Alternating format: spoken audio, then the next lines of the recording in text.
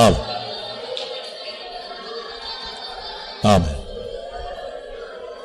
ஆம். சிம்சோன் தன்னுடைய வாழ்வில் 2 தரம் ஜெபம் பண்ணினான். அவன் மற்றபடி ஜெபிச்சானா இல்லையான்னு நமக்கு தெரியாது, ஜெபிக்கலன்னு நம்ம சொல்லறதுக்கு நமக்கு சக்தி கிடையாது. ஆனால் வேதத்தின் அடிப்படையில் பார்க்கும் பொழுது அவன் பகிரங்கமாக 2 இடத்துல ஜெபிக்கிறான். ரெண்டுமே ஒரு விதத்தில் மரண சூழ்நிலைகள் மாதிரிதான். ஒரு பக்கத்தில் சத்துரு சூழ்ந்து நிற்கும் போது அவர் ஜெபம் பண்ணான், ஆண்டவரே விருத்த சேதனம் உள்ளவர்கள் மத்தியில் நான் போய் விழ வேண்டுமோ, அவங்க கையில் நான் விழணுமா, அப்படி நான் சாகணுமா அப்படின்னு ஒரு ஜெபம் பண்ணான். 2வது, தோற்று போன பின்பு கண்கள் பிடுங்கப்பட்டு மறுபடியும் அவனுடைய முடியெல்லாம் முளைக்க தொடங்கி அப்போ ஒரு ஜெபம் பண்ணான், தேவனே நீர் என்னை பலப்படுத்தும், ஒரு விசை எனக்கு இறங்கும்னு சொன்னான். இந்த 2 தான் அவனுடைய பிரேயர். நியாயாதிபதிகள் 16:15-18 வாசி. 15-18 இது ஒரு ஜெபம். அடுத்து 16ஆம் அதிகாரம் 29ஆம் வசனம், 28 இது ஒரு ஜெபம். 2 ஜெபம். ஆனா இதுல 2 ஜெபமும் கேட்கப்பட்டது. அதான் அவனுடைய பியூட்டி. அவனுடைய வாழ்க்கையில் உள்ள தோல்வி வெற்றி தோல்வி எல்லாம் நம்ம இப்ப போய் நம்ம ஆராய்ச்சிட்டு இருக்க முடியாது. எல்லா மனுஷனுடைய வாழ்க்கையிலும் என்ன உண்டு? வெற்றி தோல்வி ஏற்றத்தாழ்வுகள் உண்டு, விழுகை எழுச்சி எல்லாம் உண்டு. ஆனா அவனுடைய ஜெபத்தை பாருங்க, ஒரே ஜெபம் தான். 2 ஜெபத்தை நீங்க படிச்சு பார்த்தீங்கன்னா 2மே ஒவ்வொரு வசனம் தான். இல்லைன்னா இன்னும் சொல்ல போனா ஒரே வார்த்தை தான். கர்த்தரை நோக்கி கூப்பிட்டான், தேவரீர் உமது அடியேன் கையினால் இந்த பெரிய ரட்சிப்பை கட்டளையிட்டிருக்க, இப்பொழுது நான் தாகத்தினால் செத்து விருத்த சேதனம் இல்லாதவர்கள் கையில் விழ வேண்டுமோ? அவ்வளவுதான். ஒரு ஜெபம் முடிஞ்சுச்சா? ஒரு ஜெபம் ஓவர். அடுத்த ஜெபம், கர்த்தரை நோக்கி கூப்பிட்டு, கர்த்தராகிய ஆண்டவரே, நான் என் 2 கண்களுக்காக ஒரே தீர்வையாய் பெலிஸ்தர் கையிலே பழி வாங்கும்படிக்கு இந்த ஒரு விசை மாத்திரம் என்னை நினைத்தருளும், தேவனே பலப்படுத்தும். முடிஞ்சது. அடுத்த செகண்ட் சரியான ஒரு வல்லமை இறங்கிருச்சு. அங்க அடுத்த செகண்ட் பாத்தீங்கன்னா பள்ளத்தாக்குல ஒரு பிளவை கர்த்தர் செஞ்சிட்டாரு, உண்டு பண்ணிட்டாரு. தேவன் லேகியில் உள்ள பள்ளத்தாக்கை பிளக்க பண்ணினார், தண்ணீர் ஓடி வந்தது, அவன் குடித்தான். அப்படினால ஒரு ஜெபம் முடிந்த உடனே உயிர் வந்தது, ஒரு ஜெபம் முடிந்த உடனே உயிர் போனது. அப்படித்தானே? முதல் ஜெபம் பண்ணிட்டு முடியும் போது அவனுக்கு ஜெபம் கேட்கப்பட்டு உயிர் வந்தது. அடுத்த ஜெபம் பண்ணும்போது ஜெபம் பண்ணி முடிச்சான், ஆனா அவன் உயிர் வர்றதுக்காக ஜெபிக்கல. என் ஜீவன் சத்துருக்களோடு என்ன செய்யட்டும்? மடியட்டும். கடைசியில் பாருங்க, அவனுடைய ஜெபம் கேட்கப்பட்டது, அது அவனுடைய விண்ணப்பத்தின்படி ஆனது. நம்ம இப்போ ஜெபிக்க வேண்டியது என்னன்னா, சிம்சோனுடைய ஒரு ஜெபாவி, ஒரு வைராக்கியமான ஒரு ஜெபாவி. ஒவ்வொரு மனுஷனுக்குள்ள இருக்கிற நல்லதை நம்ம என்ன செய்யணும்? எடுத்துக்கணும். ஒரு மனுஷனுக்குள்ள 1000 தீமைகள் இருக்கும், அதை நம்ம எடுக்கக்கூடாது. நம்ம எதை எடுக்கணும்? இந்த அன்னப்பறவை போய் தண்ணியிலிருந்து எதை மட்டும் எடுத்துக்குமா? பாலை மட்டும் எடுத்துக்கும். அதுபோல இந்த தேனி போய் அந்த பூக்கள்ல இருக்கிற எதை மட்டும் எடுத்துட்டு வருது? தேனை மட்டும் எடுத்துட்டு வருது. அதுபோல தீர்க்கதரிசன புஸ்தகத்தில் சொல்லி இருக்கு, தீழ்ப்பானதிலிருந்து நீ என்ன செய்யணும்? விலையேற பெற்றதை நீ என்ன செய்யணும்? பிரித்தெடுத்தால் நீ என் வாய் போல் இருப்பாய். இது தேவனுடைய ஒரு பெரிய வாக்குத்தத்த வசனம். அப்போ நாம் இந்த நாட்கள்ல அப்படிப்பட்டவங்களா மாறணும். பாத்தீங்களா? தீழ்ப்பானதிலிருந்து எதை பிரிச்சு எடுக்கணும்? சிம்சோன்ட்ட 1000 தீழ்ப்பான காரியம் இருக்கு. அங்க போனான் படுத்தான், இங்க போனான் கெடுத்தான், இங்க போனான் விழுந்தான், இப்படி தோல்வி இப்படி பல காரியங்கள் இருக்கு. நீங்க நம்ம அதை பத்தி யோசிக்க வேண்டாம். ஆனா நம்ம இப்போ விலையேற பெற்றது என்னது? அவனுடைய லைஃப்ல அவனுடைய ஜெபம். அபிஷேகம் தேவனுடையது, ஜெபம் மட்டும்தான் அவனுடையது. அவன் கேரக்டர்ல இருந்து நம்ம படிச்சுக்கிறது நல்ல ஜெபம், சரியான ஒரு ஜெபம். 2 ஜெபம் தான். 2 ஜெபமும் சும்மா இந்த வள வள வள வள வள வளன்னு 3 மணி நேரம் கத்திட்டு இருக்கிறதெல்லாம் இல்ல. ஒரே அடிதான், நெத்தி அடிதான், கவன்கல் சொல்லிட்டு அடிச்ச கேஸ் தான், ஒரே கல் முடிஞ்சது. அதே மாதிரி ஒரே ஜெபம் தான், கர்த்தாவே இந்த காரியத்தை செய்.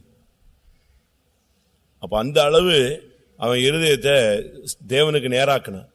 நீங்க 7 மணி நேரம் ஜெபம் பண்ணுங்க, சக்சஸ் ஆகாது. ஆனா அதே 7 நிமிஷம் இருதயத்தை உடைச்சு ஜெபம் பண்ணுங்க, என்ன ஆயிடும்? சக்சஸ் ஆயிடும்.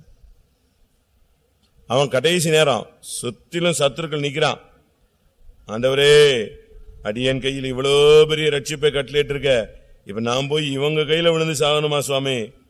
அந்த வார்த்தை அப்படியே கர்த்தரை உருக்கிடுச்சு. அடுத்த செகண்ட் அவர் பள்ளத்தாக்க பிளக்க வச்சிட்டார். அதனால இந்த நாட்கள்ல நமக்கு தேவை சரியான ஒரு ஜெப ஆவி. நீங்களா எவ்வளவு நேரம் ஜெபம் பண்ணுவீங்க? ஒரு சிலர் டைம் போறது தான் கணக்கு பண்ணிக்குவாங்க. இன்னைக்கு 3 மணி நேரம் ஜெபம் பண்ணேன், இன்னைக்கு 2 மணி நேரம் ஜெபம் பண்ணேன். அதுல எத்தனை ஜெபம் எங்க போச்சு? இன்னைக்கு நான் ஒரு 30 கம்பெனிக்கு அப்ளிகேஷன் போட்டிருக்கேன். கரெக்ட், வேலை எங்க கிடைச்சது? 40 கம்பெனிக்கு அப்ளிகேஷன் போடலாம், 70 கம்பெனிக்கு ஏறி இறங்கலாம், வேலை கிடைக்கணும் இல்லையா?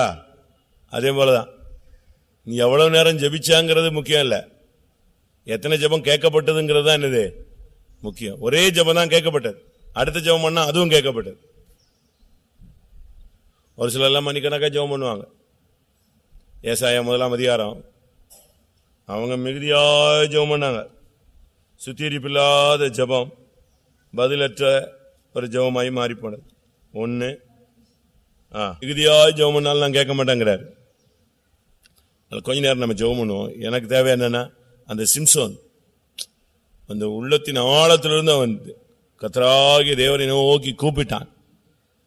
கர்த்தாவே, என் மூலமா இப்படிலாம் பேசுனீங்களே. அவன் சொல்றான் பாத்தீங்களா, அடியான் கையில் மூலமா இவ்வளவு பெரிய ரட்சிப்பை கட்டளையிட்டு கடைசியில நான் இவங்க கையில் விழுந்து சாகணுமா அப்படின்னு. அதுபோல நாம் இப்ப சரியா ஒரு ஜெபம் பண்ணுவோம்.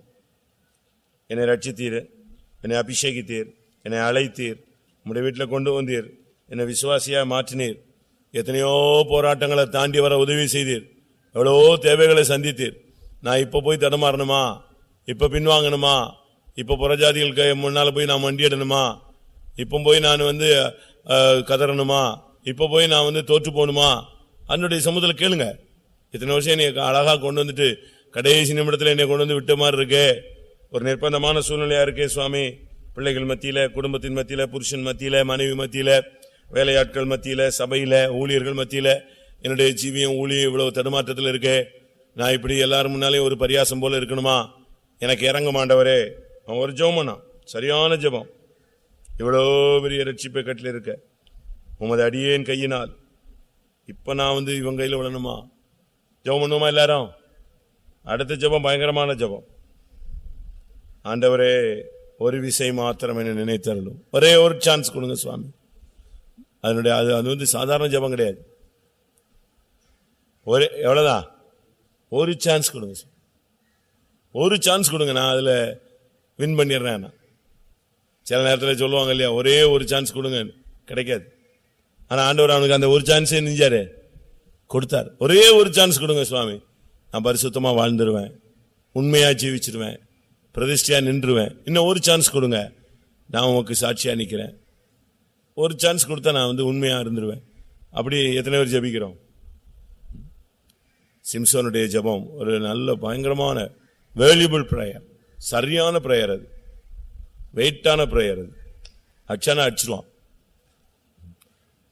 அவனுக்கு எவ்வளவுதான் மாம்ச பலன் இருந்தாலும் கர்த்தருடைய சமூகத்தில் ஜெபித்து தான் அதை என்ன செய்ய முடிஞ்சது. மாம்ச பலத்தில் ஒருத்தனை அடிச்சிடலாம், தண்ணி எங்க இருந்து வர்றது? தண்ணி பள்ளத்தாக்குள்ள இருக்கு, டம்முன்னு அடிச்சா வந்துருமா? வராது. ஆண்டவர் தான் பிளக்கணும். ஜெபம் பண்ணுமா எல்லாரும்? சிம்சோனின் ஜெப ஆவி ஜீவனை கொடுத்து போராடுகிறது. ஆண்டவருடைய கையில ஜீவனுக்காக மன்றாடுவது, ஜீவனை ஒப்பு கொடுத்து ஜெபிப்பது, ஒரு விஷயம் எனக்கு இறங்க மாண்டவரேன்னு கேட்பது. நீங்க அந்த சிம்சோன் கதையெல்லாம் படிச்சு பாத்தீங்கன்னா நம்ம பைபிள்ல ஷார்ட்டா இருக்கு, சிம்பிள். அவன் இப்ப நம்ம பைபிள்ல இப்ப படிச்சோன்னா ஒரு வார்த்தை தான் இருக்கு, நான் பெலிஸ்தர் கையில பழி வாங்கணும், ஒரு விசை மாத்திரம் எனக்கு என்ன செய்யும், நினைத்தருளும், தேவனே என்னை பலப்படுது. இந்த 3 வார்த்தை தான் சொல்றான். ஆனா மற்ற கதைகளில் நீங்கள் படித்து பார்த்தீங்கன்னா அது எக்ஸாஸ்ட் பண்ணி எழுதியிருக்கானான்னு தெரியாது, அழுகுறான்.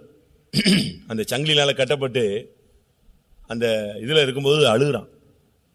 இறங்கும், எனக்கு இறங்கிருங்க, நான் அம்மா விட்டு வெளியே போயிட்டேன், துரோகம் பண்ணிட்டேன், நான் என்னுடைய ஸ்தானத்தை நான் மிஸ் பண்ணிட்டேன், நான் அபிஷேகத்தை அசட்டை பண்ணிட்டேன், வல்லமையை நெஞ்சிட்டேன், நான் இது பண்ணிட்டேன், நான் மாம்சத்துக்கு இடம் கொடுத்துட்டேன், எனக்கு மறுபடியும் என் சத்தத்தை நீங்கள் கேளுங்க, உங்கள் வெளிச்சத்தை எனக்கு கொடுங்க, நான் மறுபடியும் என் சத்தம் உங்களுக்கு கேட்குதா, என் கூக்குரல் கேட்குதா? ஒரு காலத்தில் நான் கூப்பிட்டேனே, சிங்கத்துக்கு முன்னால் இருக்கும்போது கூப்பிட்டேன், அப்போல்லாம் நீங்கள் என்ன செஞ்சீங்க?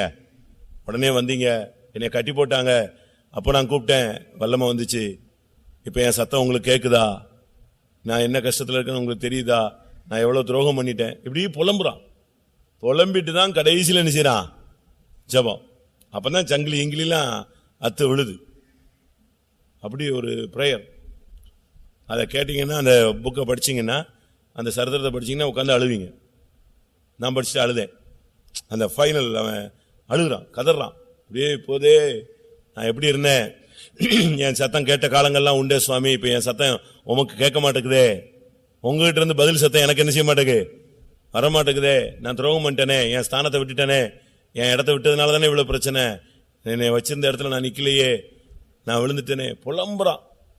இந்த புலம்பிட்டு அழுதுட்டே ஜெபிக்கிறான். எனக்கு ஒரு சான்ஸ் கொடுத்துடக்கூடாதா, ஒரு சான்ஸ் கொடுக்க கூடாதா? கடைசியில் அந்த சான்ஸ் என்ன செய்யுது? கொடுக்க. ஜெபம் பண்ணுமா எல்லாரும்?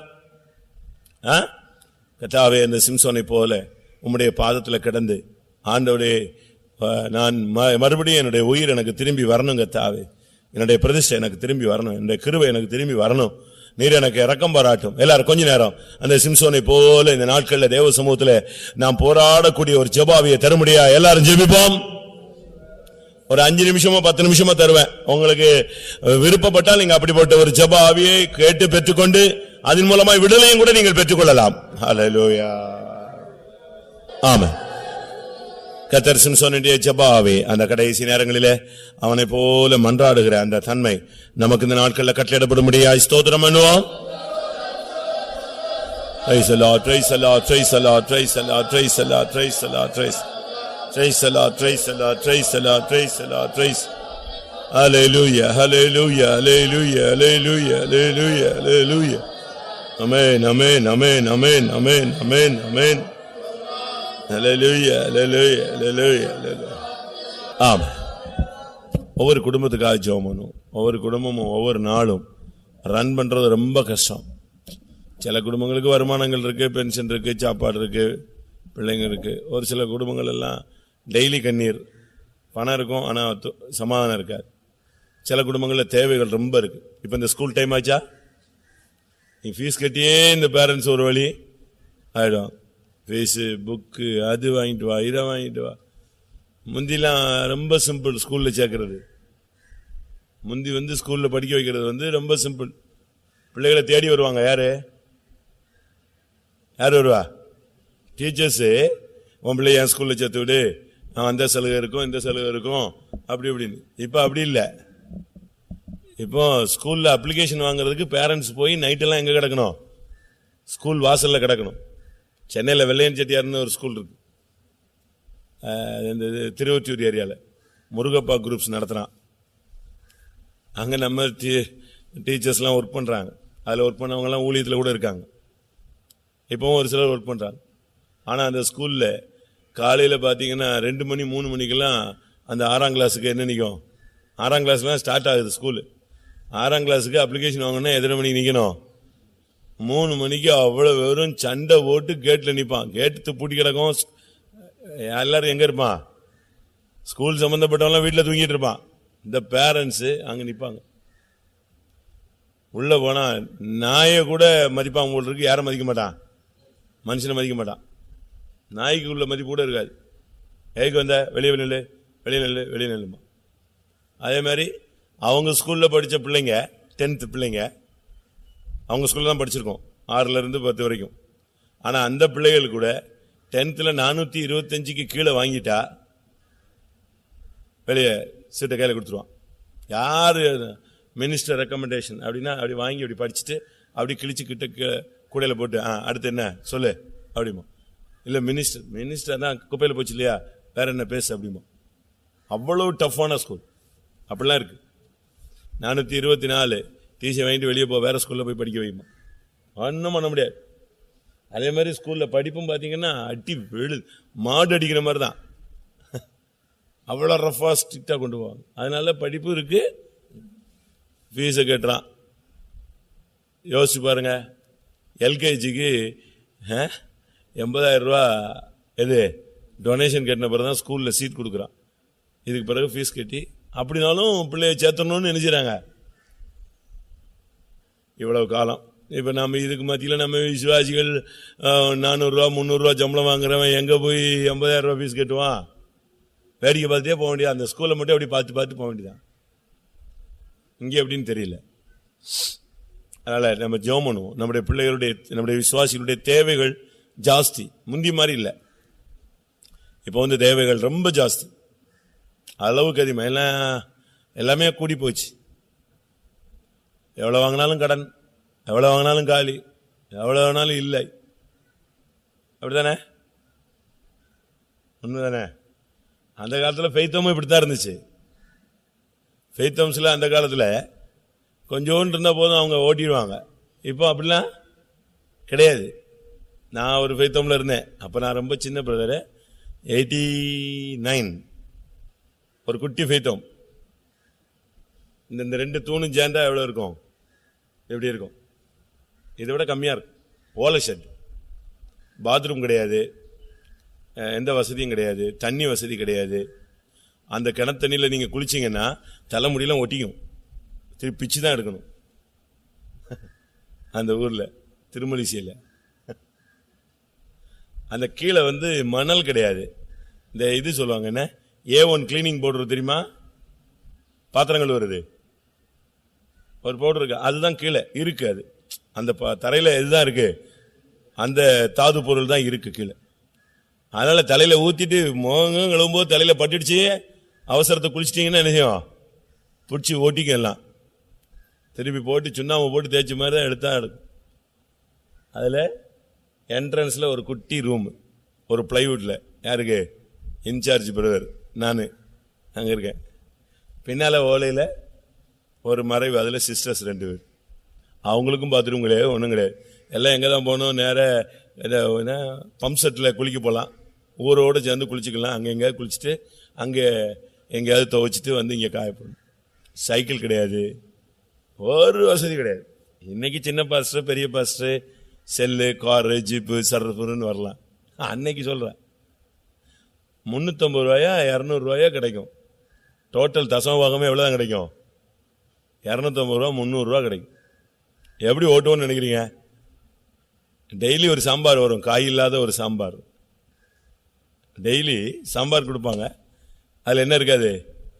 காய் கேட்டால் காய் என்ன அங்கே எங்கே இருக்கு? காசு இருந்தாங்கன்னா காய் வரும், அவ்வளோதான். ஒரு ஃபேன் ஓடும், டக்க டக்க டக்க டக்க டக்க டக்க டக்க டக்க டக்குன்னு எங்கேருந்து சவுண்ட் வரும்னு தெரியாது. அந்த சத்தத்தில் தூக்கம் வராது, அவ்வளோதான். அதுக்குள்ளே தான் இருந்துக்கணும். இதில் வந்து நான் காலேஜ் படிச்சுட்டு வந்தேன், நான் ஊழியக்காரன், நான் டிகிரி வாங்கினேன்னா டிகிரியை தான் குப்பையில் ஆகிட்டு தானே இங்கே வந்திருக்கா. இப்படி தான் அந்த சபை. ஞாயிற்றுக்கிழமை பார்த்தீங்கன்னா ஒரு 23 பேர் வருவான். ஞாயிற்றுக்கிழமை 23 பூந்தமல்லி சர்ச்சில் இருந்து 200 ரூபாய்க்கு மசாலா ஜாமான் வாங்கி கொடுப்பாங்க மாசத்துக்கு. இங்கே உள்ள ஒரு விசுவாசி அங்கே போயிட்டாராம், அதனால அவர் தசமபாகத்தை வாங்கி அவங்க எங்கே கொடுப்பாங்க? மசால் ஜாமான் வாங்கி கொடுப்பாங்க ஒரு 200-300 ரூபாய்க்கு. நான் எனக்கு கிடைக்கிற இந்த 350 ரூபாயில 250 ரூபாயில 100 ரூபா தசமபாகம் கொடுக்கணும் சென்ட்ரல் பாஸ்டருக்கு. அடுத்து வீட்டு செலவுக்கு நான் காசு கொடுக்கணும், எல்லாம் வாங்கி கொடுக்கணும். நான் ஷண்டிங் அடிச்சுக்கணும், போகிறது வர்றதெல்லாம். அங்கே உட்காந்துருப்பேன், வேற வேலை. இந்த 23 பேரை 20 நிமிஷத்தில் நான் விசிட் பண்ணிடுவேன். அப்போ இருந்த வயசுக்கு ரொம்ப சின்ன வயசா, ஒரு சுற்றிட்டு வந்தேன்னா அது கிராமம் வந்துடுவேன். விசிட்டிங் முடிந்தது, எவ்வளோதான் ஊழியங்க. எப்படி இருக்கும் இப்போ? அப்படி முடியுமா சொல்லுங்க? அம்பநாடுன்னு ஒரு எஸ்டேட் இருக்கு, பாளையங்கோட்டை லோக்கல், கேரளாவில் இருக்கு. அங்கே எங்கள் செட்டு பிரதர்ஸ் எல்லாம் போட்டிருந்தாங்க. அம்மநாடு தெரியுமா? செங்கோட்டையிலேருந்து கொட்டாரக்கரை போகிற வழியில் கேரளாவுக்கு உள்ள ஒரு மலையில் இருக்கு. அது எப்பவும் பாளையங்கோட்டை கண்ட்ரோலில் தான் இருக்கு. பனிஷ்மெண்ட் ஏரியா மாதிரி. இந்த டி எஸ்டேட்டில் வேலை பார்க்குற ஒரு 15 பேர் வருவான். பாம்பு பள்ளியெல்லாம் எங்கே தான் சுத்தம்? பெய்த்தமில் தான் சுத்தம். அட்டை கடிச்சிருச்சுன்னா அதோட ரத்தத்தை எடுக்காமல் அது என்ன செய்யாது, போகாது. அதில் எங்கள் பிரதர்ஸ், எங்கள் செட்டு பிரதர்ஸ் டீம்லாம் கிடந்தாங்க. அப்போல்லாம் நான் நல்ல லெவலுக்கு வந்துட்டேன். அவங்கெல்லாம் பாவம், மாதம் 300 ரூபா தான்டா கிடைக்குது அப்படிமா. திருப்பி நான் ஒரு 1000 ரூபா கொடுப்பேன். சரி கொண்டு போகிறேன். அவனுக்கு அந்த 1000 ரூபா பார்த்துட்டு அப்படியே பார்த்து ஜெபிப்பான். 1000 ரூபா கிடைச்சிச்சின்னு. அவ்வளோ கஷ்டப்படுவாங்க. துணி இல்லைம்மா, துணி வாங்கி கொடுப்போம். அப்படிலாம் ஏழ்மையான இடங்கள்லாம் இன்னைக்கு என்ன செய்யுது இருக்கு. இதே போலதான் விசுவாசிகளும். வெளியே பார்த்தா ஒரு நல்ல ட்ரெஸ்ஸை கசக்கி போட்டு அயன்கேன் பண்ணிட்டு போட்டு வருவாங்க. அங்கே வீட்டில் பார்த்தா சாப்பாடு இருக்காது, காஃபி இருக்காது, காஃபி இருந்தால் தூள் இருக்காது, தூள் இல்லைன்னா சக்கரை இருக்காது, சக்கரை இருந்தால் கட்டங்காப்பி இருக்கும், பால் இருக்காது. எவ்வளவோ கஷ்டத்தில் நம்முடைய விசுவாசிகள் இருக்காங்க. அவங்களுக்கெல்லாம் என்ன செய்யணும்? ஜெபிக்கணும். கர்த்தரை தேடுகிறவர்களுக்கோ ஒரு நன்மையும் குறைவு விடாது. சிங்கக்குட்டிகள் எல்லாம் பசியா கிடக்கும். ஆனால் ஆண்டவர் பிள்ளைகளுக்கு பட்டினி இராது. இப்போ நான் சொல்ல வந்தது என்னன்னா, நம்முடைய விசுவாசிகளை கூட இப்போ பிள்ளைகள் படிக்க ஜாஸ்தியாக, படிப்பு ஜாஸ்தியாக பணம் படிக்க வச்சுறது ரொம்ப சிம்பிள். ஒரே ஒன் டைம்னா கூட பரவாயில்ல. 10 நாள் கழிச்சு எனக்கு ஒரு நோட்டு வேணுமா. அந்த காலத்தில் ஒரு பேர் நோட்டுனா சரின்னு வாங்கி கொடுத்துடலாம். இப்போ ஒரு நோட்டுனா 350 ரூபாமா. ஒரு புக் வாங்கிட்டு வரனா 750 ரூபாங்கிறான். அப்படித்தானே? கரெக்ட் தானா? செத்தாவன் பேரண்ட்ஸு சம்பாதிச்சே செத்து போயிடுவான். சம்பாதிச்சு செஞ்சு ஒன்றும் பிரயோஜனம் இல்லை. அதை படிக்க வச்சு நான் 10,000 ரூபா, 20,000 ரூபா, 40,000 ரூபா சம்பளம் வாங்கும் போது கல்யாணம் கட்டி கொடுத்துருவான். அது அப்படி கூடி போயிடும். இவ்வளவு நாள் தத்தக்க புத்தக்கான்னு இழுத்து கொண்டு வந்து அது அடுத்த பைபாஸில் போயிடுது 10 நிமிஷத்துல. திரும்பியும் அது வா, திரும்பி வா, ரிவர்ஸ் எங்க வந்துரு, திரும்பி இப்படி. பாவம் தான். அவன் ஒண்ணுமே இல்லாம அவன் வாங்கி இவ்வளவு கல்யாணம் கட்டி அவன் 40,000 ரூபா 30,000 ரூபா வாங்கிட்டு அவன் டாக்ஸ் மாதிரி வாங்கிட்டு போயிடுவான் மாசம். இவங்க கட்டி கொடுத்துட்டு சரி, அதுல ஒரு திருப்தி. இப்படித்தான் உலக அமைப்பு இருக்கு. என்ன பண்றது? நியதி. ஜெபம் பண்ணுமா எல்லாருக்கும்? எல்லா விசுவாசிகளுக்கும் தேவைகள் ரொம்ப இருக்கு. ஈவன் மினிஸ்ட்ரியிலையும் பயங்கர தேவை. அங்க தேவைன்னா இங்க தேவை, இங்க தேவைன்னா அங்க தேவை. ஜெபத்துல தான் கர்த்தர் தான் பரலோகத்துல இருந்து என்ன செய்யணும்? வாசலை திறக்கணும். வானத்தின் பலகணிகளை திறந்து உன்னை ஆசீர்வதிப்பேனோ இல்லையோ என்று என்னை செய், சோதித்து பார். மல்கியாலையும் சொல்லியிருக்கு, உபாகமத்தில் சொல்லியிருக்கு. நல்ல பொக்கிஷசாலையாகிய வானத்தை என்ன செய்வார்? உனக்கு திறப்பார். ஜெபம் வசனம் வேண்டாம். இப்போ நமக்கு எல்லாருக்கும் தெரிஞ்ச பகுதி தானே. ஜெபம் இல்லாமா? கர்த்தாவே எப்படி ஆயணும், எங்களுடைய ஜனத்தின் தேவைகள் சந்திக்கப்படணும். நம்ம விசுவாசி போய் சொந்தக்காரன் போய் கடன் வாங்கக்கூடாது, அந்நியன்ட்ட போய் நிற்கக்கூடாது, நிற்கக்கூடாது, அண்ணன் தம்பிட்ட போய் நிற்கக்கூடாது. ஏன்னா நீ வாக்குத்தத்தத்தின் புத்திரன். ஈசாக்கு போய் இஸ்மவேல்கிட்ட போய் எனக்கு காசு வேணும் நின்னானா? சொல்லுங்க. ஈசாக்கு எங்கேயாவது போய் இஸ்மவேல்கிட்டயோ கேத்துரால் பிள்ளைகள்கிட்டயோ போய் எனக்கு வீட்டில் ஆள் வந்திருக்காங்க, ஒரு 150 ரூபா கொடு, பிள்ளைக்கு பர்த்டே துணி எடுக்க முடியல அப்படிலாம் கேட்டானா? கிடையாது. ஈசாக்கு அவன் அந்த தேசத்தில் விதை விதைத்தான், 100 மடங்கு ஆசீர்வதிக்கப்பட்டான், பலன் அடைந்தான். அதுதான் நம்முடைய ஊழியம், நம்முடைய விசுவாச வாழ்க்கை அப்படித்தான். அதனால இந்த விஷயத்துல நீங்க ரொம்ப கவனமா இருக்கணும்.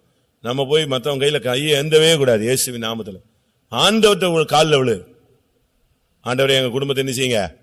ஆசீர்வதிங்க. புதிய வழியை திறங்க. கையின் பிரயாசங்களை ஆசீர்வதிங்க. சாபத்தை எடுத்து போடுங்க. வறுமை, கஷ்டம், கடன், தரித்திரம் எல்லாம் மாறட்டும். அப்படிதான் நம்ம தேவசமூகத்துல போராடி தான் வாங்கணுமே தவிர, அண்ணன் வீட்டுக்கு போய், அம்மா வீட்டுக்கு போய், தம்பி வீட்டுக்கு போய், மச்சான் வீட்டுக்கு போய், பக்கத்து வீட்டுக்காரன்ட்ட போய், லோனுக்கு போய், பேங்க் மேனேஜர் வீட்டில் போய் நின்றுக்கிட்டு இன்னைக்கு எப்படியாவது எனக்கு சாங்ஷன் பண்ணுங்க, ஒன்னும் தேவையில்லை. நீ இதெல்லாம் சேர்த்து போய் யார்கிட்ட போய் விழு, கர்த்தருடைய பாதத்தில் விழுந்து அவரை சாங்ஷன் பண்ண சொல்லு. அவர் சாங்ஷன் பண்ணிட்டாருன்னா என்ன ஆயிரும்? பிரச்சனை சால்வ் ஆயிடும். நான் நேற்று ஒருத்தனை கேள்விப்பட்டேன். ஆமா, நேத்தான் பேசிட்டு இருக்கும்போது ஒருத்தர் சொன்னாங்க, சாதாரணமா ஏதோ ஒரு பஞ்சாயத்துல கிளர்க்கா ஒருத்தன் வேலை செஞ்சானா. சாதாரணம். அவனுக்கு என்ன சம்பளம் கொடுத்துருப்பான்? 10,000 ரூபாய் கொடுத்துருப்பாங்களா பஞ்சாயத்து கிளர்க்குக்கு? இல்ல 20,000 வச்சுக்கோங்க. அவனை யாரோ ஒரு குரூப் எனக்கு இடம் வாங்கித்தாங்கன்னு ஒரு பெரிய குரூப் கேட்டுச்சான். இவன் நேர போய் அந்த சைடு மெஞ்ஞானபுரத்துல இருந்து என்ன 5 கிராமமா 5 கிராமம் வரைக்கும் இருக்கிற எல்லா கிராமத்திலையும் ரேட்டை பேசி ரொம்ப சீப்பா காடு, தண்ணி இல்லாத காடுங்க, எல்லாத்தையும் பெரிய கம்பெனிகளுக்கு ரேட்டை பேசி எல்லாம் 50,000 வாங்கினானா. ஒரு ஏக்கர் 50,000 ஊருக்குள்ள வாங்கி அவ்வளவுக்கு ஒரே ரேட்டை அடிச்சு ஒரு ஏக்கர் 5 லட்சம் ரூபான்னு யாருக்கு வித்துட்டான்? அந்த கம்பெனிக்கு வித்துட்டான். கோடி கணக்கில் கையில் சடனாக பணம் வந்துச்சு. வேலையை விட்டான். ஆள் மெட்ராஸில் போய் நினைஞ்சிட்டான், செட்டில் ஆகிட்டான். தொழிலும் கிடையாது, இப்போ வேலையும் கிடையாது, இந்த வேலையும் கிடையாது, ரியல் எஸ்டேட்டும் கிடையாது. ஒரே மாதம் 2-3 மாதமோ 4 மாதமோ அலைஞ்சிருக்கான் நாயா. அது சரியான பணம். அப்போ தான் யோசிச்சேன், ஆண்டவர் எப்படி இல்லாமோ எவனெல்லாமோ என்ன செய்கிறாரு, ஆசீர்வதிக்காரு. நம்ம ஆளு தான் கடந்து தலைகீழ நிற்கிறான். ஜெபம் பண்ணுமா, ஜெபம் பண்ணலாமா? ஊழியக்காரங்க எல்லாம் இப்போ ஜெபம் பண்ணணும். நம்முடைய விசுவாசிகள் எல்லாரும் என்ன செய்யணும், ஆசீர்வாதம். ஒருத்தன் போய் இன்னொருத்தன் கையில் கையை ஏந்தக்கூடாது. உங்க அண்ணன் தம்பி உங்ககிட்ட கேட்கணும், எனக்கு என்ன செய்ய, அதான கரெக்டு. நீயோ கடன் வாங்காதிருப்பாய், கடன் கொடுப்பாய். உங்க அண்ணன் தம்பி எல்லாம் அண்ணன் தம்பி பரவாயில்ல, கிறிஸ்துக்குள்ள இருக்கும்போது என் தம்பி நல்லா இருக்கான், எங்க அக்கா நல்லா இருக்கா அப்படின்னு உங்ககிட்ட கடன் கேட்கணும். நீங்க ஆண்டவர் நம்பு, என்னை ஆசீர்வதிச்சு ஆண்டவர் ஒன்னே என்ன செய்வாரு, ஆசீர்வதிப்பாருன்னு கொடுக்கணும். அந்த அளவு கர்த்தர் நம்முடைய ஜனத்தை என்ன செய்யணும், மேன்மைப்படுத்தணும். நம்முடைய ஜனத்தினுடைய தேவைகள் எல்லாம் நிறைவா சந்திக்கப்பட முடியாது. நம்முடைய ஜனத்தை கர்த்தர் ஆசீர்வதித்து கர்த்தர் உயர்த்த முடியாது. எல்லாரும் போராடி ஜெபம் பண்ணுவோம். அடுத்த பிள்ளைகளுடைய படிப்புக்காய் நாம் ஜெபிக்கலாம். நம்முடைய பிள்ளைகள் மற்ற பிள்ளைகளை விட ஞானிகளா இருக்கணும், அப்படிதான் பைபிள் சொல்லுது. ஆனா நான் பார்த்தா நம்ம பிள்ளைகள் தான் மற்ற பிள்ளைகளை விட ரொம்ப லோவா. அப்படி இருக்கவே கூடாது. நம்முடைய பிள்ளைகள் மற்ற பிள்ளைகளை காட்டிலும் ஞானிகளா இருக்கணும். அப்படிதான் பைபிள் சொல்லுது. தானியேல் 1ஆம் அதிகாரத்தில் பாத்தீங்கன்னா, தானியேல், சாத்ராக், மேஷாக், ஆபேத்நேகோ எல்லாம் எப்படி இருந்தாங்கன்னு பாருங்க. 3ஆம் வசனம் இங்க பாருங்க. துரை மக்கள் அது இதெல்லாம் சொல்லி, அழகானவர்கள், மாசு இல்லாதவர்கள், இதெல்லாம் சரீர பிரகாரமானது. படிப்பு பாருங்க, கல்வியில் நிபுணர், அறிவில் சிறந்தவர்கள், ஞானத்தில் தேறினவர்கள். எப்படி இருக்கு பாத்தீங்களா? அக்கவுண்ட்ஸ்ல தானியேல் அடிக்கிறதுக்கு ஆளே கிடையாது. அந்த தேசத்தினுடைய டோட்டல் அக்கவுண்ட் அவங்க கண்ட்ரோல்ல தான் இருந்துச்சு. இருக்கா அப்படி?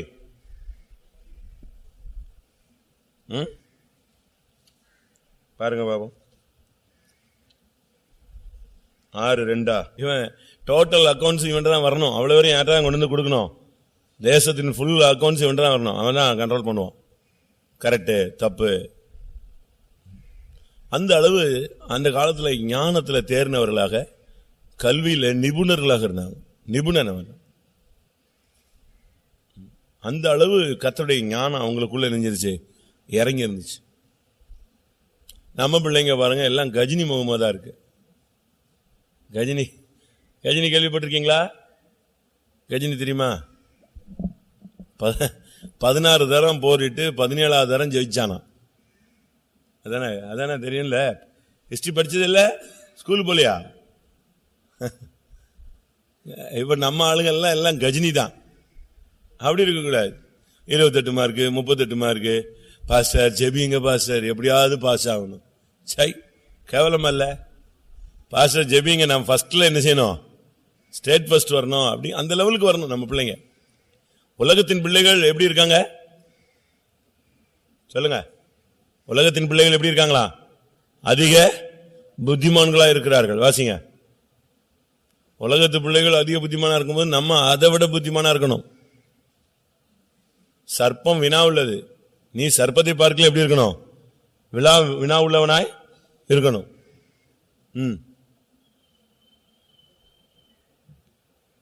உலகத்தின் பிள்ளைகள் எப்படி இருக்காங்க? இப்பிரபஞ்சத்தின் பிள்ளைகள் அதிக புத்திமான்களா இருக்கிறார்களா? வாசிங்க. எத்தனை? ஒளியின் பிள்ளைகள் எல்லாம் ஒளி டிம்மா இருக்கு. அவங்க எப்படி இருக்காங்க? உலகத்தின் பிள்ளைகள் எப்படி இருக்காங்க? இப்பிரபஞ்சத்தின் பிள்ளைகள் அதிக புத்திமான்களா, ஸ்மார்ட்டா இருக்கிறான். நமக்கு ஞானம் வேணும், அறிவு வேணும். நம்ம பிள்ளைகள் எல்லாம் ஞானமுள்ள பிள்ளைகள் இருக்கும். எல்லாம் தூங்கு முஞ்சுமா 18 மார்க்கு 22 மார்க்கு 8 மார்க்கு. இந்த சண்டே ஸ்கூல்ல எழுதுறான் பாருங்க 8 மார்க்கு. நான் போட்டு சாத்துன்னு சாத்துவேன், துரத்தி விட்டுருவேன், ஒத்து வராது. அதே நேரத்தில் பாருங்க 100க்கு 100 அடிக்கிற பிள்ளைகள் என்ன செய்யுது. நம்ம பிள்ளைகளுடைய ஃபர்ஸ்ட் நம்ம பிள்ளைகளுடைய ஞானத்துக்காக ஜெபிக்கலாம். படிப்பில் ஒரு இன்ட்ரெஸ்ட் இருக்கணும், படிக்கிற வயசுல படிக்கணும். அப்படிதான் உலகத்தில் சொல்லுவாங்க, வேலை செய்யற நேரத்தில் வேலை செய், விளையாட வேண்டிய நேரத்தில் விளையாடு. அப்படி சொல்லுவானா? Work while you work, play while you play. விளையாடுற நேரத்தில் விளையாடு, படிக்க வேண்டிய நேரத்தில் படி. நமக்கு இந்த நாட்களில் நல்ல ஒரு ஞான அறிவு புத்தி வேணும் நம்ம பிள்ளைகளுக்கு. பேரண்ட்ஸே விட்டுறாங்க. பாஸ் ஆகிட்டானவனே அவங்க அப்பாவுக்கு சந்தோஷம், ஏன்னா எப்படியாவது என் பிள்ளை ஃபெயில் ஆயிடுவான் தான் இவர் நினைச்சாரு, அவன் நினைஞ்சிட்டான், பாஸ் ஆகிட்டான். இப்படி இருந்தால் எப்படி இருக்கும்? ஒரு பிள்ளை அழுதுச்சு 98 மார்க்கு, அது உட்காந்து அழுகுது. 35 மார்க் எடுத்தவன் ஸ்வீட் கொடுத்துட்டு இருக்கான் எல்லாருக்கும். ஏன்னா ஜஸ்ட் பாஸ் எடுத்துட்டானா, அதனால இவனுக்கு என்னது, இவன் ஸ்வீட் கொடுக்குறான். ஒரே ஃபெய்த்தம்ல பிள்ளைகளுடைய நிலவரத்தை பார்த்தீங்களா? 98 எடுத்தவன் 2 மார்க் நெஞ்சிருச்சே, மிஸ் ஆயிடுச்சு, போயிருச்சே 2 மார்க்கு. நான் சென்டம் அடிக்காம விட்டனே, எதுல விட்டான்னு தெரியல, சரியா திருத்தல, அதுல ஏதோ ஸ்பெல்லிங் போயிருச்சோ, இதுல ஸ்பெல்லிங் போயிருச்சோன்னு இருக்கா. அடுத்த பார்ட்டி ஸ்வீட் கொடுத்துட்டு இருக்கு. அது என்னது, ஏ அப்பா 35 மார்க் என் வாழ்க்கையில எடுத்துட்டேன் பாடுறான்னு. நீங்க எந்த குரூப்பு? அதெல்லாம் வேண்டாம் தான், ஊழியத்துக்கு கொஞ்சம் தொல்லை இல்லை, இது என்ன தப்பு போட்டு. நம்ம பிள்ளைங்கெல்லாம் என்னுடைய கணிப்பு, பைபிள் படி பார்த்தா என்னுடைய கணிப்பு என்னன்னா, நீ யூதனா இருந்தால் நீ ஜெயிக்கணும்.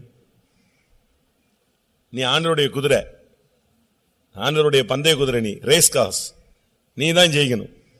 யோபுவை கொண்டு போய் விடுறாரு, பிசாசு வந்து நிக்கிறான், அவன் தோற்பான்னு. இவர் சொல்றாரு, இல்ல அவன் என்ன செய்வான், ஜெயிப்பான். இல்ல அவன் குறை சொல்லுவான், சொல்ல மாட்டான். இல்ல பாருங்க பார்க்கலாம். இவ ரெண்டுக்கு நடுவில் யார் மாட்டி நிக்கிறது? யோபு. ஜெயிச்சானா இல்லையா? ஜெயிச்சு காட்டினானா? அதான் நீ செய்ய வேண்டியது, நான் செய்ய வேண்டியது. எஸ்தரின் புஸ்தகத்தில் அவங்களே சொல்றாங்க, அவன் யூதனானா அவனை பீட் பண்ணவே முடியாது. நீ அபிஷேகம் பெற்ற பிள்ளை, ஞானசானம் எடுத்த பிள்ளை, நல்ல ஒரு ஆவிக்குரிய விசுவாசியுடைய பிள்ளை, கர்த்தருக்குள்ள நிக்கிற பிள்ளைன்னு சொன்னா உன்னை பீட் பண்றதுக்கு அவனுக்கு என்ன கிடையாது, அதிகாரம் கிடையாது. நீ உள்ள போய் நின்றுட்டேன்னா கோர்ட்ல அவ்வளோ நீ தான் ஜெயிக்கிறன்னு. சில வக்கீல்கள்லாம் சில கேஸ் எடுப்பாங்க, அது என்ன கேஸ்னாலும் அவன் நெஞ்சிருவான், ஜெயிச்சிருவான். அவனுடைய கெப்பாசிட்டி அப்படி இருக்கு. நம்ம விசுவாசி ஒருத்தர் சண்டே சர்வீஸ் விட்டு எங்கிட்ட போனாரு, இந்த பாபர் மசூதி செக்அப் நாள்ல மாட்டிக்கிட்டார். பஸ்ல ஒருத்தன் அலுமினிய பொருளை திருடிட்டு போனா, அதை பிடிச்சிட்டாங்க. அவன் இறங்கி ஓடிட்டான். இவன் பக்கத்து சீட்ல உட்கார்ந்தனால யாரை பிடிச்சிட்டாங்க, இவனை கேட்டு பிடிச்சி இவன் மேல அபாண்டமா சொல்லி இவனுக்கு உள்ள போட்டாங்க. அட்டி வெளுத்துட்டான். 3 ஊர்ல ஈபில காணாம போன பொருளுக்கெல்லாம் இவனை தூக்கி தள்ளி இவனை பனிஷ் பண்ணிட்டாங்க. அப்போ அது என் சபையினுடைய பக்கத்து சபை. ஆக்சுவலா அது எனக்கு பிரான்ச். அங்க ஊழியக்காரர் இருக்காரு, நானும் அவரும் ஆந்திரால ஒரு டெடிகேஷன் போயிட்டோம். வந்து பார்த்தா விசுவாசிய உள்ள வச்சுட்டான், ஜாமீனே கிடையாது, கொடுக்க மாட்டேங்கிறான், எடுக்க முடியல, கஷ்டப்படுறாங்க.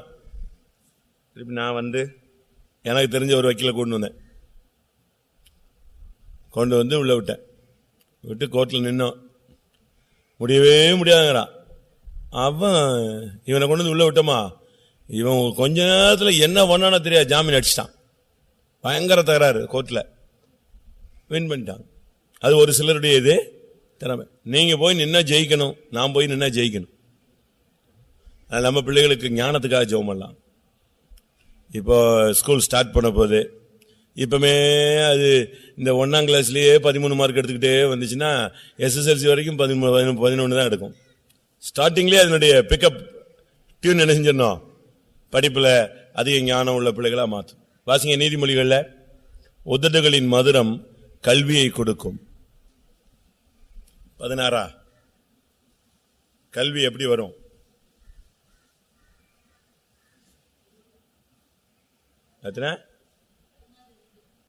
உதடுகளின் மதுரம், அதுக்கு மேல இருக்கு, கல்வியை கொடுக்கும். இது கல்வியை பெருக பண்ணும். 21 தானா? 21 ஒன்று இருக்கு, 23 இருக்கு.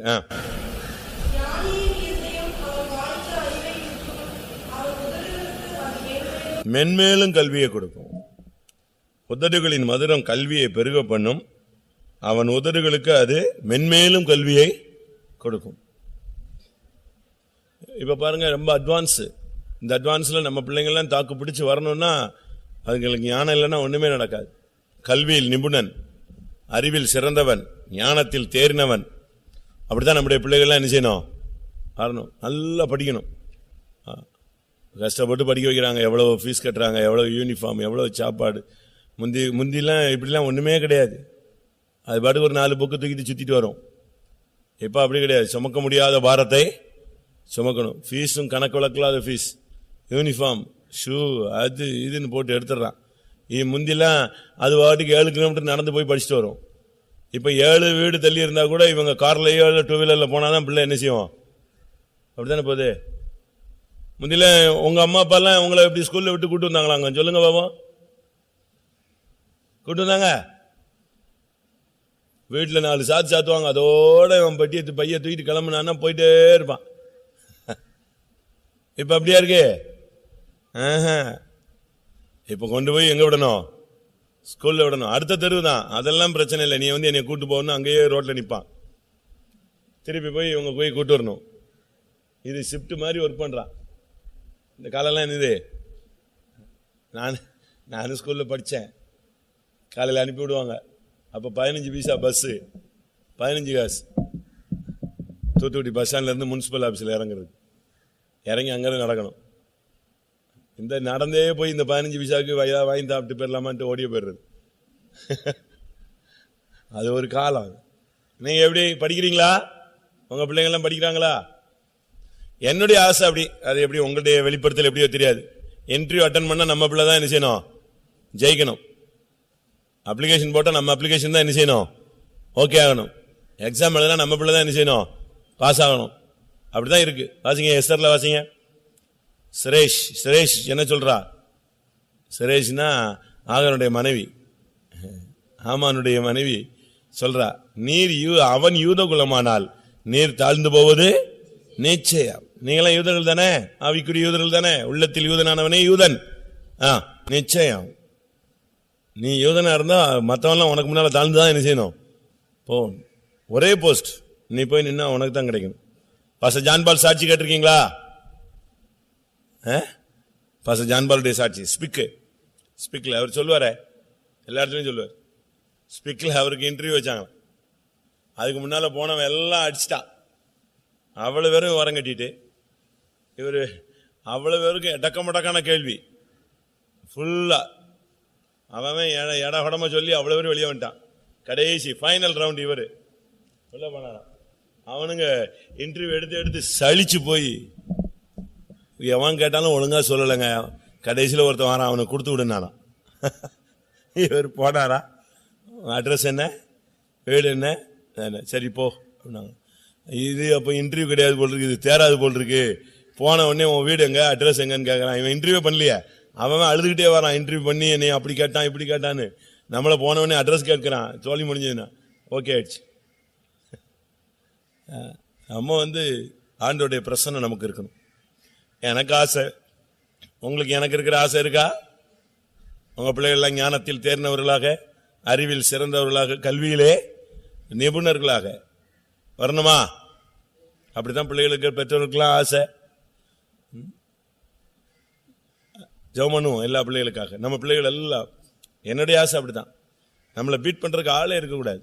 அச்சா உள்ள போனா ரவுண்ட்ஸ் இறங்கினா நம்ம பிள்ளைங்க ஜெயிச்சுட்டு வரணும். குதிரையை உள்ள இறக்கி விட்டா குதிரை என்ன செய்யணும்? ஜெயிக்கணும். ஆண்டவர் விசுவாசத்துல நம்மளை கொண்டு வந்து உள்ள விடுறாரு, நம்ம ஜெயிக்கணும்ல. தோத்துட்டு போனா ஆண்டவர் என்ன நினைப்பாரு? சே, இவனை நம்பி நம்ம என்ன செஞ்சிட்டோம். அப்படி நம்ம ஆண்டவருக்கு துரோகிகளா மாறிடக்கூடாது. அதுபோல பிள்ளைகள் ஒரு சிலர்லாம் ரொம்ப படிக்க வைக்க முடியாம ரொம்ப கஷ்டப்படுறாங்க. ஆனா அதே நேரத்தில் அந்த பிள்ளைங்க நல்லா படிச்சதுன்னா எவ்வளவு நல்லா இருக்கும். ஆவிக்குரிய பிள்ளைகள். அதனால தான் சொல்லுது உதடுகளின் மதுரம். உதடுகளின் மதுரம் என்ன? எது? ஸ்தோத்திரம் தான். உதடுகளின் கனி, உதடுகளின் காளை, உதடுகளின் மதுரம்லாம் என்னது? ஸ்தோத்திரம் தானே. உதடுகளின் மதுரம் கல்வியை கொடுக்கும். நீங்க சின்ன பிள்ளைகளுக்கு நல்ல மரியாதை சொல்லி கொடுக்கணும். நீங்க வாங்க, மற்றவங்களை பார்த்தா ஸ்தோத்திரம் பண்றது, மரியாதை கொடுக்கறது, ஒதுங்கி போறது ரொம்ப அழகாக கற்றுக் கொடுக்கணும். இது இவங்க என்னென்ன எல்லாம் இந்த ஆடு மேய்க்கிற மாதிரி கற்றுக் கொடுக்குறேன். அப்பாவையும் நீ தான், அம்மாவையும் நீ தான். 7 வயசுல நீன்னு சொன்னா திருப்பி 6 வரைக்கும் நீ தான் சொல்லும். அப்பவே சின்ன வயசுலயே அழகாக. நீங்க சவுத்துலலாம் ரொம்ப மரியாதை இருக்குமா, இங்க எங்க மதுரையே மரியாதையும் காணும், மண்ணையும் காணும். ரொம்ப டீசெண்டா சொல்லிக் கொடுக்கணும். நம்முடைய பார்வைக்கு அப்பால் பட்டு தான் அப்பாவை அவர்னு சொல்லுவாங்க. புரியுதா? அப்படித்தானே? நேர பார்க்கும்போது இப்படிதான் சொல்லுவாங்க, அவங்க தான் சொல்லுவாங்க. எங்க அப்பா இருக்காங்க, வர்றாங்க, போறாங்க. எங்கேயாவது ஸ்கூல்ல படிக்க போன பிறகு, காலேஜ் போன பிறகு சொல்லுவான், உங்க அப்பா எப்படிதான் இருக்காருன்னா, எங்க அப்பா நல்லா இருக்காரு அப்படிமா. ஏன்னா அவன்கிட்ட போய் எங்க அப்பா நல்லா இருக்காங்கன்னு சொல்ல மாட்டான். அது வளர்ச்சி அடைஞ்ச பிறகு. இப்ப அப்படிலாம் கிடையாது. அப்பா முன்னாலேயே அவர் இப்படித்தான் பண்ணுவாரு, இவருக்கு இதே வேலை தான். இவன் 4ஆம் கிளாஸ் படிக்கிறதுக்குள்ளேயே அப்பாவை எப்படிதான் சொல்றான், அவருங்கிறான், அவங்கிறான். இவங்களுக்கு அந்த சின்ன பிள்ளைகள 1ஆம் கிளாஸ் பிள்ளைங்கள நீ வா பேசினதெல்லாம் ரொம்ப பாசத்துல இவங்க ஏத்துக்கிறாங்க. இதுதான் ஆடு மேய்க்கிற பாசை தான் எப்பவும் பேசுறான். 40 வயசுலயும் பேசுவான். நீ இப்போ வேலையை பாருங்க. அந்த மரியாதையே கத்துக் கொடுக்கல. நீங்க இதுக்குள்ள வந்துட்ட பிறகு சுத்தமான பாஷையை கத்துக் கொடுக்கணும். செப்பனியா 3:9 கரெக்டா சுத்தமான பாஷை பேசி கொடுக்கணும். புருஷனை மரியாதையா பேசணும். புருஷனை அந்த காலத்துல ஆண்டவன் சொன்னாங்க, இப்ப ஆண்டவன் நீங்க சொல்ல வேண்டாம், நீங்க வாங்கன்னு பேசினா போதும். சுத்தமான பாஷை வந்து தெளிவா இருக்கணும். சேரி டைப்ல பேசக்கூடாது. சேரி டைப்ல பேசினா உன்னை தீர்க்கதரிசியா கர்த்தர் மாற்ற மாட்டார். கர்த்தருடைய வார்த்தை உன் வாயிலிருந்து வராது. அது அசுத்த உதடுகள் உள்ள மனுஷனை எல்லாம் கர்த்தர் யூஸ் பண்ண முடியாது. அவனை சரிப்படுத்தினா யூஸ் பண்ண. அதனால பிள்ளைகளுக்கு நீங்க நல்ல அழகா சொல்லிக் கொடுக்கணும். தொட்டில் பழக்கம் சுடுகாடு மட்டும். தொட்டில் பழக்கம்னா சின்ன வயசுலயே நீங்க அழகா பழக்க வைக்கணும். மரியாதை கொடுத்து பேச வச்சு, பேச்சில மரியாதை, நடக்கையில மரியாதை, செயல்கள்ல மரியாதை. வீட்டுக்கு யாராவது வந்தா நின்று ஸ்தோத்திரம் பண்ணி உட்கார்ந்து அவங்கள தோத்திரம் பண்ணுனா தோத்திரம் பண்ண மாட்டான். இவனை தோத்திரம் பண்றதுக்குள்ள இவங்களுக்கு கோபம் வந்து அவனை போட்டு அடின்னு அடிச்சு தோத்திரம் பண்ண. அப்படிலாம் நம்ம செய்யல. அதெல்லாம் டெய்லி அழகா நீங்க வச்சிருக்கணும். பாசம் ஒரு பகுதி, பண்பு ஒரு பகுதி.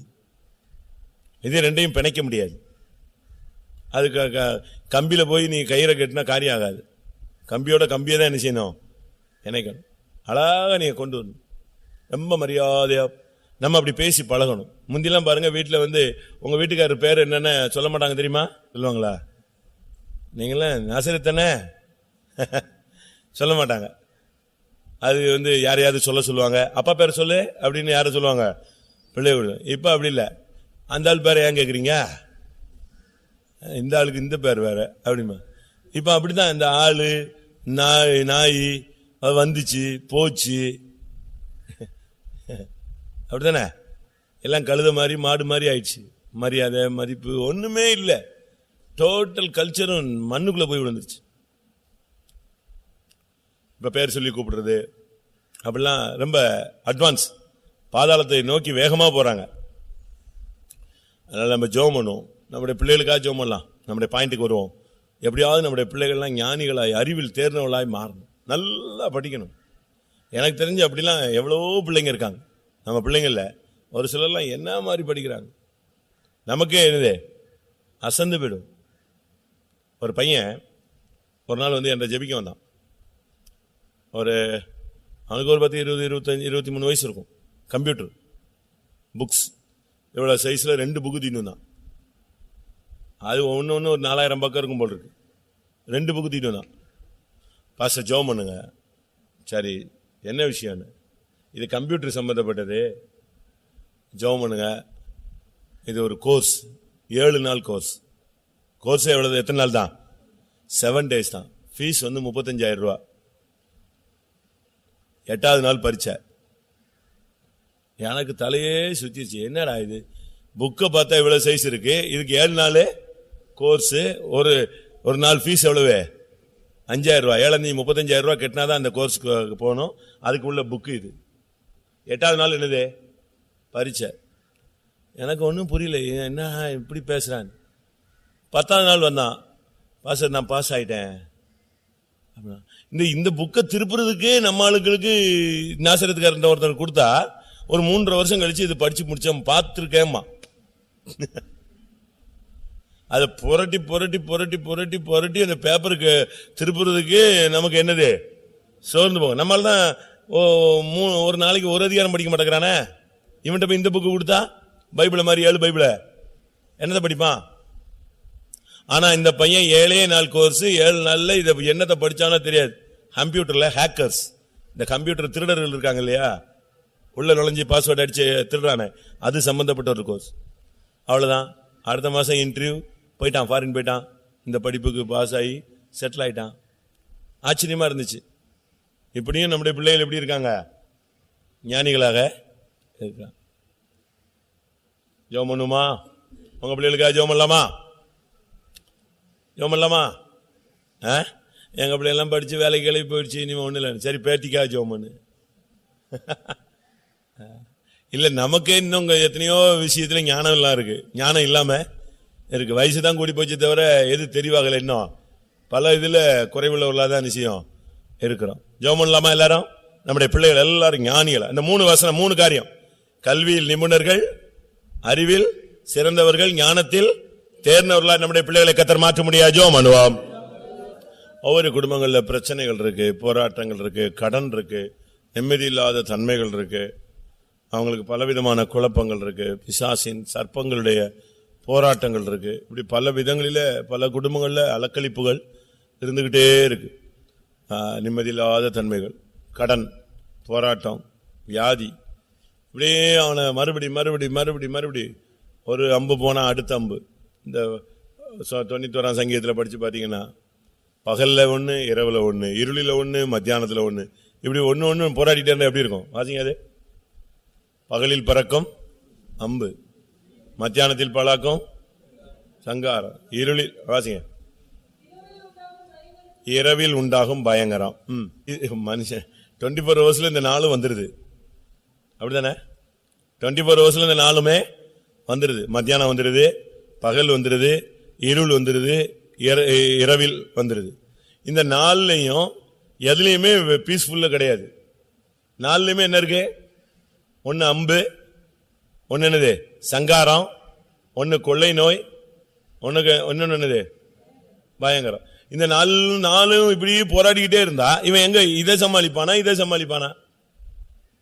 இந்த நாளுக்கும் கர்த்தர் உன்னை விலைக்கு என்ன செய்வாரு? காப்பாரு. சங்காரம்னா மரணத்தின் ஆவி, பயங்கரம்னா துக்கம், பிரச்சனை, ஏதாவது ஒரு ஆபத்துகள், விபத்துகள், அடுத்து வியாதி, கொள்ளை நோய், இன்னொன்னு என்னது இரவில் உண்டாகும் பயங்கரம், இருளில் நடமாடும் கொள்ளை நோய், மத்தியானத்தில் பாழாக்கும் சங்காரம், பகலில் பறக்கும் அம்பு. அம்புன்னா ஏதாவது ஒண்ணு வந்து குத்திட்டே இருக்கும். காலையில மனைவி சண்டை, பக்கத்து வீட்டுக்காரன் சண்டை, சபையில இதுல அதுல இந்த அம்பு எங்க இருந்து வந்துகிட்டு இருக்குன்னே தெரியாது, குத்திட்டே இருக்கும். ஏதாவது ஒரு அம்பு எங்க இருந்தாலும் என்ன செய்யும்? எய்யும். இப்படித்தானே இருக்கு நம்முடைய மனிதனுடைய வாழ்க்கை. இவைகளுக்கு மத்தியில் நம்முடைய ஜனங்கள் போய்கிட்டே இருக்காங்க. கடன், காலையில எழுந்திரிச்ச உடனே அந்த டேட் வந்துட்ட உடனே இவன் பேய் அரைஞ்ச மாதிரி ஆயிடுறான். அது வரைக்கும் கொஞ்சம் தெம்பா சுத்துவான். டேட் நெருங்க இந்த கடன் வந்த உடனே என்ன ஆயிடுது? பயங்கர கஷ்டமாயிரு. அவனுக்கு முகெல்லாம் மாறிடும், எங்க என்ன நடக்கும்னே தெரியாது, குழம்பிடும். ஜெபம் பண்ணும் எல்லாரும், சரியா ஜெபம் பண்ணலாம். நம்முடைய விசுவாசிகள் குடும்பங்கள் இருக்கிற இந்த 4 விதமான தாக்குதலையும் கர்த்தர் எடுத்து போடணும். மறுபடி போராட்டங்கள், மறுபடி வியாதி, மறுபடி சங்காரம், மறுபடி பயங்கரங்கள், திகிலும் யோசனைகளும் கலக்கங்கள். கர்த்தர் இந்த 4 அடுத்த வசனம் வாசிங்க. இவங்களுக்கு பயப்படாது இருப்பாயா? இல்ல இதுக்கு என்ன எழுதியிருக்கு? பயப்படாது இருப்பாய். இது நம்முடைய ஜனங்களுக்கு இது வராது. அதான் நமக்கு கொடுக்கப்பட்ட வாக்குத்தத்தம். இருளில் இருப்பான், இரவில் இருப்பான், மத்தியானத்தில் இருப்பான், பகல்ல இருப்பான். இந்த அம்பு தைக்காது, பயங்கரம் அணுகாது, இந்த கொள்ளை நோய் என்ன செய்யாது, உன்னை வாதை உன் கூடாரத்தை அணுகாது. இதெல்லாம் வாக்குத்தத்தங்கள். அதனால நம்முடைய ஜனங்களுக்கு இருக்கிற பிரச்சனை, போராட்டம், கவலை, வியாதி, பலவீனம், பிசாசின் தந்திரம் எல்லாவற்றையும் முறியடிக்க முடியாது. எல்லாரும் ஒரு விஷயம் ஒருமித்து ஜெபம் பண்ணுவோம். ஆமா. கர்த்தர் எல்லா குடும்பங்கள்ல இருக்கிற கடன்கள், பாரங்கள், வேதனைகள், பகலில் இரவில் போராடுகிற சக்திகள் எல்லாவற்றுக்கும் விலக்கி ரட்சிக்க முடியாது. ஸ்தோத்திரம் பண்ணுவோம். Praise the Lord, praise the Lord, praise the Lord, praise the Lord. பிள்ளைகளுடைய மேரேஜ், பிள்ளைகளுடைய படிப்பு ஒன்று, அடுத்து அவங்களுடைய பிரச்சனைகள் ஒன்று, அடுத்து பிள்ளைகளுடைய மேரேஜ் ஒரு பெரிய சிபிஎம்ல கல்யாணம் கட்டுறதுங்கிறது ஒரு பெரிய குதிரை கொம்பு மாதிரி தான் இருக்கு, பெரிய சாதனை தான். கர்த்தர் தான் செய்யணும். நம்முடைய பிள்ளைகளுக்காக இரக்கம் பாராட்டி வாழ்க்கையை அமைத்து கொடுக்கிறது தெய்வம் தான். அதனால பையங்களானாலும் பிள்ளைகளானாலும் கர்த்தருக்கு சித்தமானதை கர்த்தர் என்ன செய்யணும், அருமையாக அமைச்சு கொடுக்கணும். தெய்வன் ஆசீர்வதித்தா அதில் வேதனை இருக்காது. கர்த்தருடைய ஆசீர்வாதம் ஐஸ்வர்யத்தை தரும், அதனோட அவர் வேதனையை கூட்டார். அப்ப தேவன் அதை செஞ்சு கொடுக்கணும். அதனால வாலிப பிள்ளைகளுடைய மேரேஜ் காரியங்கள்ல பையங்களானாலும் பிள்ளைகளானாலும் அதன் காலத்தில் நேர்த்தியாய் செய்கிற தேவன் நம்முடைய சபையில் இருக்கிற இந்த பிள்ளைகளுடைய காரியங்கள், பையங்களுடைய காரியங்களை கர்த்தர் பொறுப்பெடுக்க முடியாது. ஜெபம் பண்ணுவோம். ஆமென். பிள்ளைகளுடைய காரியங்களை கர்த்தர் பொறுப்பெடுக்க முடியாது. ஸ்தோத்திரம் பண்ணுவோம்.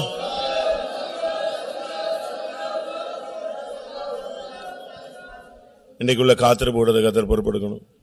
காத்திருப்பு கூட்டத்தில் ஜனங்கள் நிரம்பி வழியணுங்க. நல்ல ஒரு அபிஷேகம் வேணும். நான் அதை அப்படி ஆசைப்படுறேன். அந்த 6:45 பாட்டோட பிடிச்சி 8:45 என்ன செய்யணும், நிப்பாட்டணும். இந்த மழை பெய்யுது இல்லையா, பரிசுத்தாவியை மழைன்னு தான் பைபிள் சொல்லுது. அடிக்கடி பெய்கிற மழையை குடித்து அப்படின்னு தான் பைபிளில் இருக்கு. அப்படிங்கும்போது சரியான மழை நம்ம எல்லாம் இப்போ தூரலை தான் சந்திக்கிறோம். தூரலை வச்சு எது நடக்காது, பயிர் விளையாது, பச்சையா தெரியுமே தவிர என்ன செய்யாது, விளைச்சல் உண்டாகாது.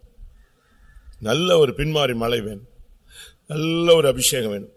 நம்முடைய சபையில் அதை நான் வாஞ்சிக்கிறேன். வாய்ப்புகள் இல்லாத ஒரு இடம். இப்போ நம்ம வேற இடம் வாங்கியிருக்கோம்,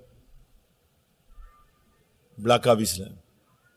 இப்போ அங்கே போனால் இதில் ஃபெய்த்தம் இருக்கு, வசதி குறைவு. அங்கே ஒன்றுமே கிடையாது, எம்டி. பொட்டல் கார்டில் இப்போ ஸ்டார்ட் பண்ணுறோம். ஒன்றுமில்லாத இடத்தில் சகலத்தையும் உருவாக்குற வேலை தான் இப்போ. பாவம், எத்தனையோ பாஸ்டர்ஸ் பிரதர்ஸ் எல்லாம் பயங்கரமாக கஷ்டப்படுறாங்க. விசுவாசிகள் அங்கே ரொம்ப கம்மி இல்லை. நேற்று இங்கே ஒரே ஒரு பையன் வந்தான் பாவம் வேலைக்கு. மற்ற எல்லாம் ரொம்ப கஷ்டங்க. இரவும் பகலும் கிடந்துக்கிட்டு தட்டியை கட்டிக்கிட்டு கரண்டை போட்டுக்கிட்டு லைட்டை போட்டுக்கிட்டு, ஐயோ. இப்போ பாஸ்டர் இப்போ அங்கே தான் இருக்காரு. நான் நேற்று நைட்டு நம்ம சும்மா அப்படி தலையை காட்டு வரோம். அங்கே கடந்து அந்த வெயிலில் செத்தே விடுவான். அந்த வெயிலில் ஒரு மரங்கரம் ஒன்றும் கிடையாது. இப்போ தான் என்னத்தையோ செட்டுக்கிட்ட போட்டு உட்காந்துருக்கான். அதனால் நாளைக்கு பவனி வாங்க, நாளைக்கு போனால் எல்லாம் நான் சொன்னதெல்லாம் பார்க்கலாம். நாளைக்கு வந்தீங்கன்னா கொஞ்சம் நடந்து கிடந்து வந்தீங்கன்னா எதை பார்க்கலாம், அந்த இடத்த பார்க்கலாம். அடுத்து 6 நாள் மீட்டிங்கு.